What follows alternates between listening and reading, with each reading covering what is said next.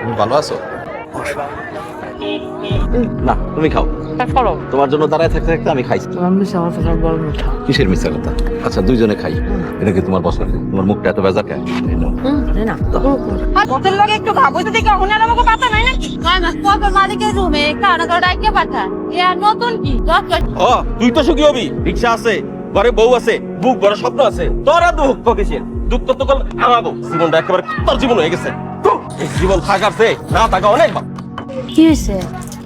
পরশুদিন কিন্তু আম করে পয়লা বৈশাখের অনুষ্ঠান নিয়েও জান লাগবে। ইস, পয়লা বৈশাখটা যদি 1 মাস পরে আইতো তাহলে তুমি করে সিএনজি করে রেলওয়ে যেতে পারতাম। তার মানে কি 1 মাস পর আমরা সিএনজির মালিক হয়ে যাবো? চাইলে তো আবারই কিনতে পারি, কিন্তু ভাবতেছি আরো কিছু টাকা জমায়া ভালো একটা সিএনজি কিনবো। এক কাম করি, আমার তো 2-3 মাসের বকেয়া বেতন রয়েছে, তো ওটা আমি তোমার হাতে তুলে দিই, ভালো দেখে একটা সিএনজি, বুঝছো?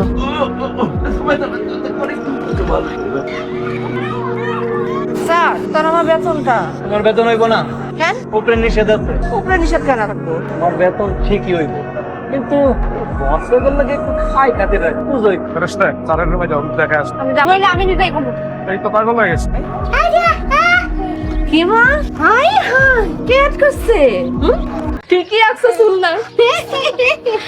কি করতেছো তোমরা? কি সুন্দর ছবি আছে, আমার দেখতেছ। অনেক সুন্দর হয়েছে, দেখো।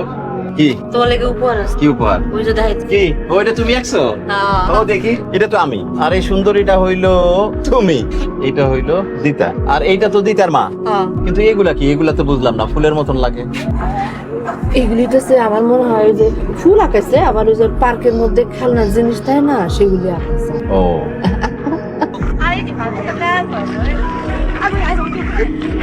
দিদার মা, দিদার বিয়ার সময় দেখবা আমরা দিদারে সিএনজি করে নিয়ে যাবো, তাই না দিদা? কি কি বললা চাচ্ছ? CNG? সিএনজি চাচ্ছ? সিএনজিতে উঠবো। না চাচ্ছু, ইনশাআল্লাহ তখন গাড়ি কিনা ফেলাই, বাহ বাহ, গাড়ি কিনা। আমরা গাড়িতে ফিরে যাবো। এরপরে আমরা একটা জি আসতাছি। শুনছো, আমার চাচতো ভাই আছে না ইলিয়াস, গাজীপুরে থাকে। ও ফোন দিছিল সকাল সকাল, ভালো একটা সংবাদ দিছে। ওনাকে একটা সিএনজি পাইছে, দেখতে যাইতে বলছে। চলো যাই একদিন। তো কই যাওয়ার লাগবে সিনজি? গাজীপুর যাবো। যাবা কেমন? ভাবতেছি ট্রেনে যাবো। কতদিন আমি ট্রেনে চাপি না। এলি না? আমি জানি স্যার, আপনার অনেক ক্ষমতা, আপনি ইশারা করলে অনেক কিছু সম্ভব, কিন্তু আমার পক্ষে এটা সম্ভব না। আপনি আমার বকেয়া বেতনের টাকাটা দিয়ে দেন, আমি আর এখানে কাজ করবো না। ওই রিক্সাওয়ালাটা তোমাকে খুব কষ্ট দিচ্ছে, তুমি যদি চাও তাহলে আমি তোমার হয়ে ওর বিরুদ্ধে প্রতিশোধ নিতে পারি। ওই রিক্সাওয়ালাটা আমার স্বামী। সে তো ঠিক আছে, তুমি যদি চাও তাহলে আমি এমন ব্যবস্থা করতে পারি যে এই শহর ছেড়ে ও চলে যাবে, আর কোনোদিন এই শহরে ঢুকতে পারবে না। তুমি এখানে কাজ করলে আমি তোমার কিছু দেখবো। স্যার, আপনি আমার আর পাওনা টাকাটা দেন, আমি চলে যাব। কথা না শুনলে তো কিচ্ছু পারবে না। একটু নরম হওয়ার চেষ্টা করো, তুমি পাওনা টাকা আর অনেক কিছু পাবে।